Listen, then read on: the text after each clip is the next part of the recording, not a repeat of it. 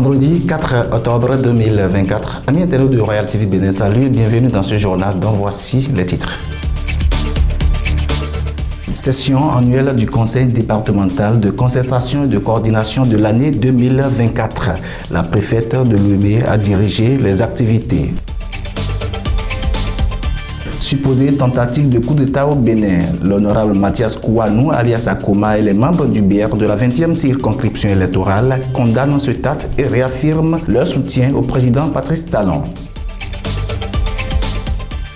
Et puis, renforcement du système de précollecte et du tri des déchets solides et ménagers. L'ONG Humanis Afrique et la mairie de Dangbo procèdent au lancement officiel de ce projet.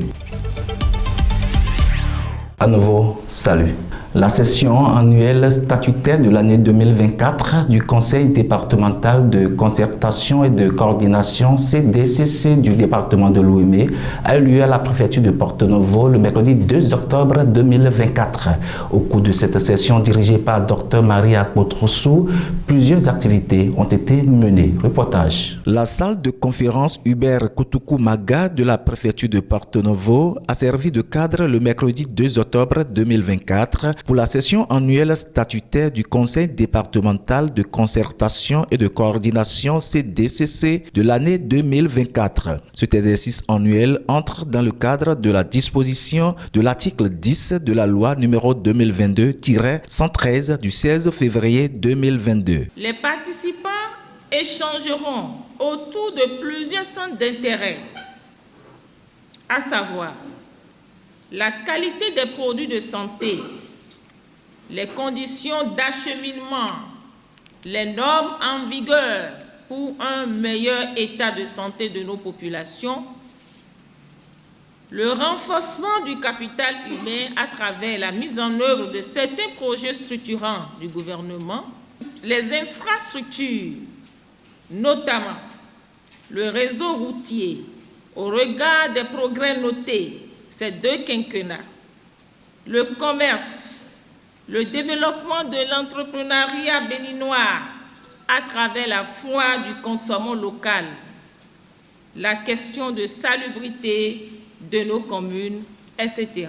Au cours de cette rencontre statutaire annuelle, 4 différentes communications ont meublé cette session. Il s'agit de les travaux de terrain de l'étude de la classification du réseau routier et interurbain de Louémé, la vulgarisation du document des directives de chaîne d'approvisionnement des produits de santé jusqu'au dernier kilomètre, les impacts du projet Suède dans le département de Louémé, puis une communication sur le consommant local. Occasion pour la communication sur les impacts du projet de Suède de faire des plaidoyers aux communes de Louémé puisque ce projet prend fin en décembre prochain. Notre plaidoyer de ce matin est adressé aux mairies vu que le projet arrive à terme en décembre 2024 pour que les mairies puissent prendre en compte sur leur budget certaines activités du projet Suède pour éviter que les filles retombent dans la déperdition, que les filles aillent en mariage précoce ou que les filles soient vouées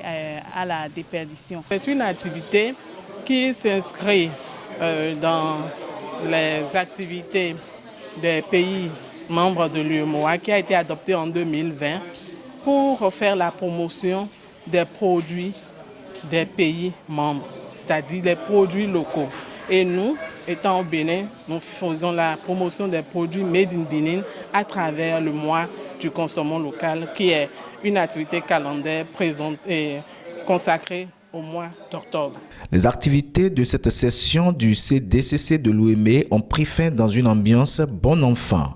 Les regards sont tournés désormais vers 2025 pour une autre session avec des actions de développement qui vont une fois encore impacter le département de Louémé.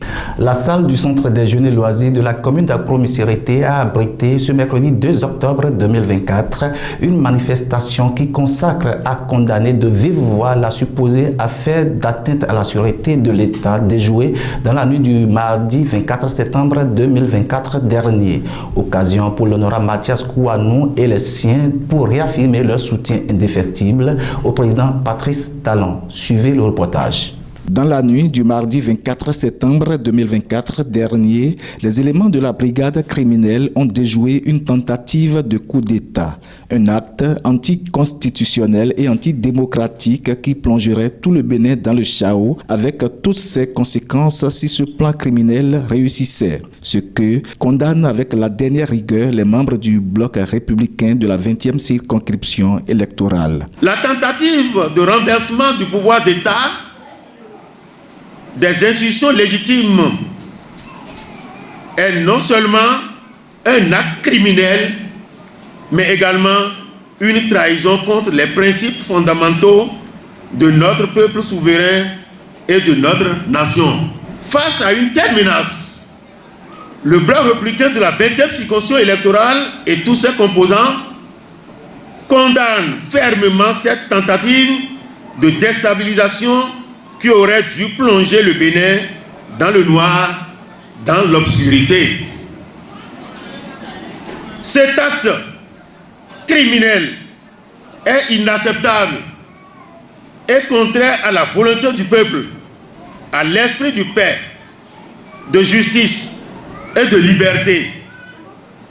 La démocratie béninoise est chèrement acquise au prix de lourds efforts consentis et nous avons l'obligation de la préserver. Occasion pour le grand leader Mathias Kouanou, alias Akoma, et les siens de réaffirmer leur soutien indéfectible au président Patrice Talon pour son leadership éclairé. Toute la coordination du bloc républicain des 5 communes de la 20e circonscription électorale réaffirme son soutien total à son Excellence, le président Patrice Talon, à tout son gouvernement, aux institutions républicaines et aussi à son leadership éclairé grâce auquel le Bénin continue d'avoir une bonne réputation au plan international et fait l'admiration du monde entier. Pour avoir fait preuve de sagesse et de courage face à cette épreuve, Akoma et ses chevaux blancs cabrés de la 20e circonscription électorale, reconnaissant envers le président Patrice Talon. Monsieur le Président de la République,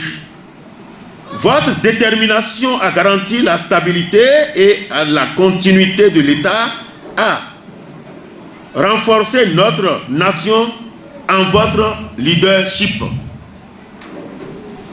Vous avez su faire preuve de courage et de sagesse face à cette épreuve et pour cela, nous vous exprimons notre plus grande gratitude.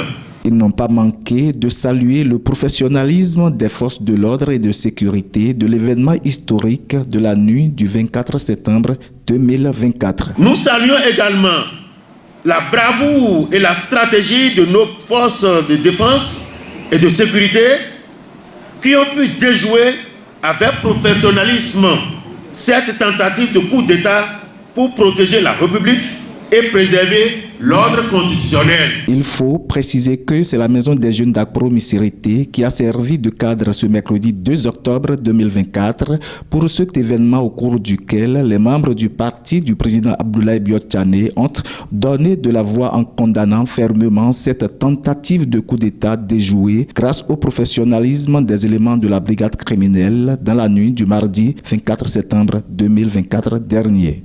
En collaboration avec l'ONG Humanis Afrique, la mairie de Dongbo a procédé au lancement officiel d'un projet visant à renforcer le système de précollecte et le tri des déchets solides et mélangés dans la commune ce jeudi 3 octobre 2024.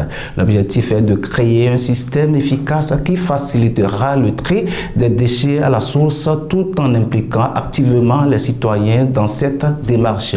Sophie Rounkari et Sylvain Aniglé ont signé ce reportage.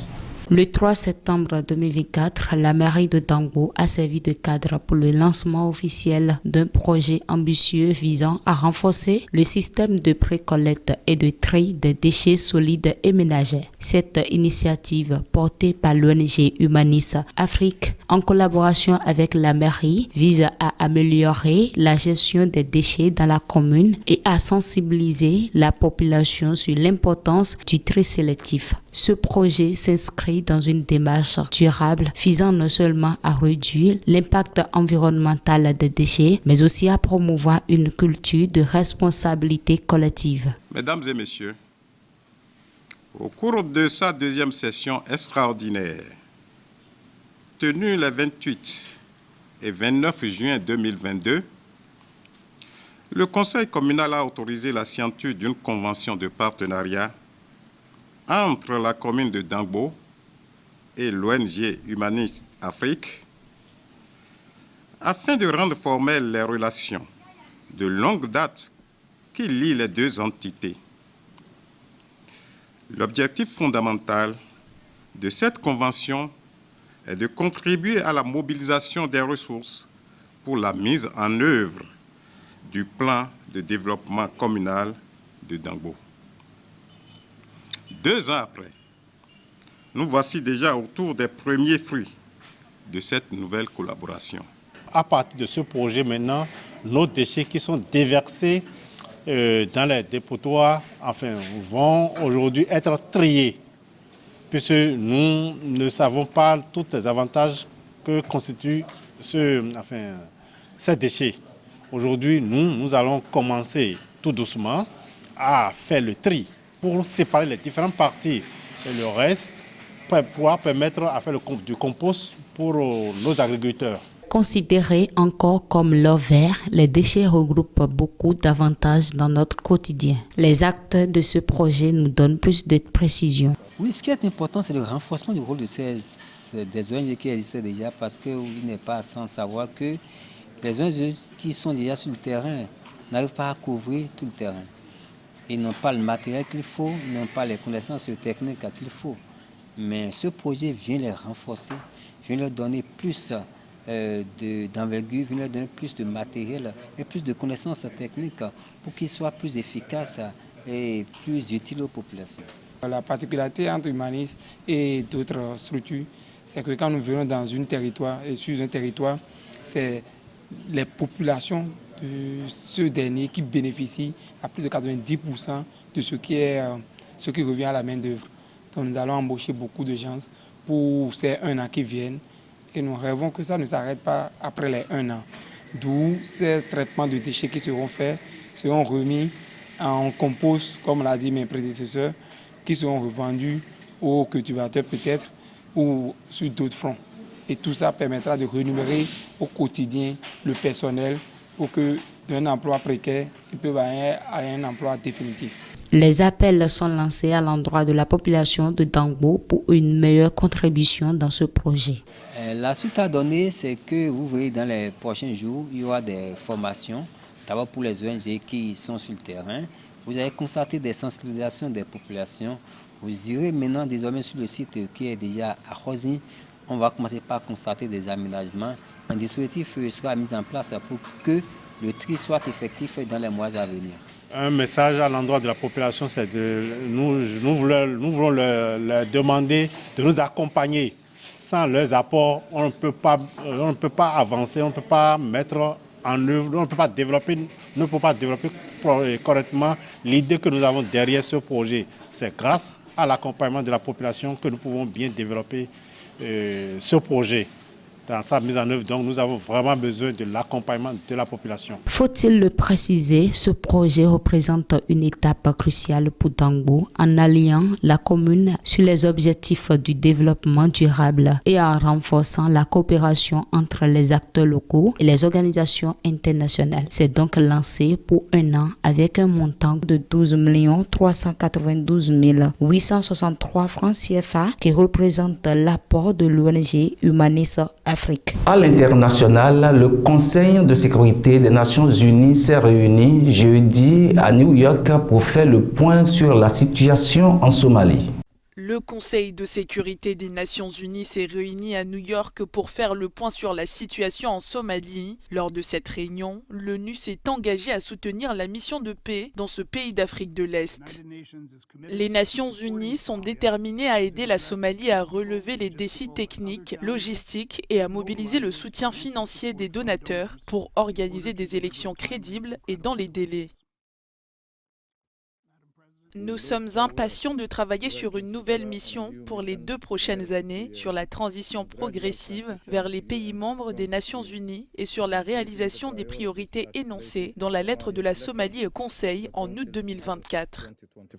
La lutte contre le terrorisme et les tensions régionales étaient au cœur des préoccupations de ce Conseil de sécurité. Le risque croissant d'infiltration et de collaboration entre Al-Shabaab et les Houthis constitue un défi sécuritaire considérable, menaçant la stabilité régionale dans la Corne de l'Afrique, ainsi que la navigation maritime et les routes maritimes de la mer Rouge, de l'océan Indien et du canal du Mozambique. La lutte contre Al-Shabaab continue d'être la priorité sécuritaire clé du gouvernement somalien. Les autorités planifient la transition vers la nouvelle mission de soutien et de stabilisation de l'Union africaine en Somalie et mettent en œuvre des programmes cruciaux dans les zones reconquises. Si la Somalie fait des efforts pour soutenir les opérations militaires contre les attaques, la génération de forces et de moyens reste un défi majeur pour ce pays. Au Sénégal, la Fédération sénégalaise de football a mis un terme au contrat d'Aliou Cissé, l'homme qui a offert leur première Coupe d'Afrique des Nations aux Lions de la Teranga en 2021. Après avoir marqué l'histoire au Sénégal, Aliou Cissé, sélectionneur de l'équipe nationale de football, quitte les Lions de la Teranga. La Fédération sénégalaise a annoncé qu'elle ne prolongera pas d'1 an le contrat du coach de 48 ans pour des raisons sportives. Une décision surprenante qui intervient la veille de la révélation de la liste des sélectionnés pour les éliminatoires de la CAN 2025 contre le Malawi les 11 et 15 octobre. Aliou Cissé a offert à l'équipe sénégalaise leur première CAN en 2021 au Cameroun. Arrivé par les Olympiques en 2012, il avait pris l'équipe titulaire en main en mars 2015. Les décideurs locaux vont vite devoir trouver un staff intérimaire. Pour trouver sans chercher, il faut avoir longtemps cherché sans trouver, disait Serge Diesel, le cancer de la rumba béninoise. Ainsi prend fin cette édition. Merci de nous avoir suivis et merci à toute l'équipe technique et celle de la rédaction. Recevez Ubi Lounou le lundi pour une nouvelle édition. D'ici là, portez-vous bien et surtout passez un excellent début de week-end.